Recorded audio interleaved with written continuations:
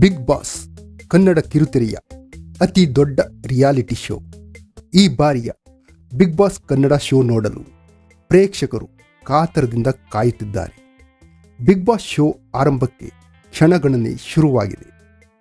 ಈಗಾಗಲೇ 10 ಶೋಗಳನ್ನು ಯಶಸ್ವಿಯಾಗಿ ಮುಗಿಸಿರುವ ಬಿಗ್ ಬಾಸ್ ಕನ್ನಡ ಈಗ 11ನೇ ಆವೃತ್ತಿಗೆ ಭರದಿಂದ ತಯಾರಿ ನಡೆಸುತ್ತಿದೆ. ಈ ಬಾರಿ ಬಿಗ್ ಬಾಸ್ ಶೋ ನಡೆಸಿಕೊಡುವಲ್ಲಿ ರಮೇಶ್ ಅರವಿಂದ್, ರಿಷಬ್ ಶೆಟ್ಟಿ ಹೆಸರು ಕೇಳಿಬರುತ್ತಿತ್ತು. ಆದರೆ ಅಂತಿಮವಾಗಿ ಕಿಚ್ಚ ಸುದೀಪ್ ರವರೇ ಈ ಬಾರಿ ನಿರೂಪಣೆಯನ್ನು ಮಾಡಲಿದ್ದಾರೆ ಎಂದು ತಿಳಿದು ಬಂದಿದೆ. ಈಗಾಗಲೇ ಬಿಗ್ ಬಾಸ್ 11ರ ಆಯ್ಕೆ ಪ್ರಕ್ರಿಯೆ ಕೂಡ ನಡೆದಿದೆ ಎನ್ನಲಾಗಿದೆ. ಕೆಲವೇ ದಿನಗಳಲ್ಲಿ ಆರಂಭವಾಗುವ ಬಿಗ್ ಬಾಸ್ ಮನೆಗೆ ಯಾರೆಲ್ಲ ಎಂಟ್ರಿ ಕೊಡ್ತಾರೆ ಎನ್ನುವ ಚರ್ಚೆ ಜೋರಾಗಿ ನಡೀತಾ ಇದೆ. ಈ ಬಾರಿ ದೊಡ್ಡ ಮನೆಗೆ ಯಾರೆಲ್ಲ ಬರ್ತಾರೆ ಎನ್ನುವ ಕುತೂಹಲ ಪ್ರೇಕ್ಷಕರಲ್ಲಿ ಗರಿಗೆದರಿದೆ. ಬಿಗ್ ಬಾಸ್ ಸೀಸನ್ 11ರ ಮನೆಗೆ ಯಾರೆಲ್ಲ ಬರ್ತಾರೆ ಎನ್ನುವ ಗುಸುಗುಸು ನಡೀತಾ ಇರುವಾಗಲೇ ಸೋಷಿಯಲ್ ಮೀಡಿಯಾಗಳಲ್ಲಿ ಸಂಭಾವ್ಯ ಪಟ್ಟಿಯೊಂದು ಹರಿದಾಡ್ತಾ ಇದೆ. ಹಾಗಾದರೆ ಆ ಸಂಭಾವ್ಯ ಪಟ್ಟಿಯಲ್ಲಿ ಯಾರೆಲ್ಲ ಇದ್ದಾರೆ ಅಂತ ನೋಡೋಣ. ಕಿರುತೆರೆಯ ಮೂಲಕ ದೊಡ್ಡ ಮಟ್ಟದ ಜನಪ್ರಿಯತೆ ಪಡೆದವರು ಸುಕೃತ ನಾಗ್. ಅವರು ಸೋಷಿಯಲ್ ಮೀಡಿಯಾಗಳಲ್ಲಿ ತುಂಬ ಖ್ಯಾತರಾಗಿದ್ದಾರೆ. ಈ ಬಾರಿ ಸುಕೃತ ನಾಗ್ರವರು ದೊಡ್ಡ ಮನೆಗೆ ತೆರಳಲಿದ್ದಾರೆ.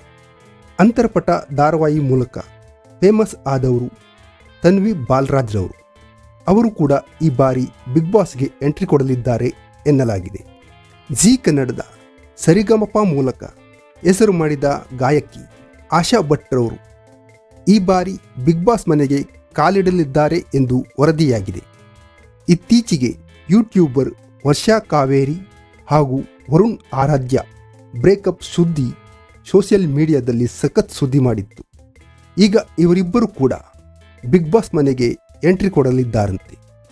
ಪಾರು ಧಾರಾವಾಹಿ ಮೂಲಕ ಗಮನ ಸೆಳೆದ ಮೋಕ್ಷಿತಾ ಪೈ ಇವರು ಕೂಡ ಈ ಬಾರಿ ಬಿಗ್ ಬಾಸ್ನಲ್ಲಿ ಇರಲಿದ್ದಾರೆ ಎಂದು ಹೇಳಲಾಗುತ್ತದೆ. ಕೆಲವು ಸಿನಿಮಾಗಳಲ್ಲಿ ನಟಿಸಿದ ಎಸ್ ನಾರಾಯಣರವರ ಮಗ ಪಂಕಜ್ ನಾರಾಯಣ್ ಕೂಡ ಬಿಗ್ ಬಾಸ್ಗೆ ಬರುವ ಸಾಧ್ಯತೆ ಇದೆ. ಗೀತಾ ಧಾರಾವಾಹಿಯಲ್ಲಿ ವಿಲನ್ ಪಾತ್ರ ಮಾಡಿ ಗಮನ ಸೆಳೆದವರು ಶರ್ಮಿತಾ ಗೌಡ. ಅವರು ಈ ಬಾರಿಯ ಬಿಗ್ ಬಾಸ್ ಆಫರ್ ಒಪ್ಪಿಕೊಂಡಿದ್ದಾರೆ ಎಂದು ಹೇಳಲಾಗಿದೆ. ಸತ್ಯ ಧಾರಾವಾಹಿಯಲ್ಲಿ ಸಖತ್ ರಗಡ್ ಪಾತ್ರ ಮಾಡಿ ಗೌತಮಿ ಜಾಧವ್ ಗಮನ ಸೆಳೆದಿದ್ದರು.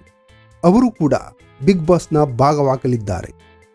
ಇನ್ನು ಗಿಚ್ಚಿಗಿಲಿಗಿಲಿ ಹಾಸ್ಯ ಕಾರ್ಯಕ್ರಮದ ಮೂಲಕ ಗಮನ ಸೆಳೆದ ಚಂದ್ರಪ್ರಭಾ ಹಾಗೂ ರಾಘವೇಂದ್ರ ಗೌಡರವರು ಈ ಬಾರಿ ದೊಡ್ಡಮನೆ ಒಳಗೆ ಪ್ರವೇಶ ಪಡೆಯಲಿದ್ದಾರಂತೆ.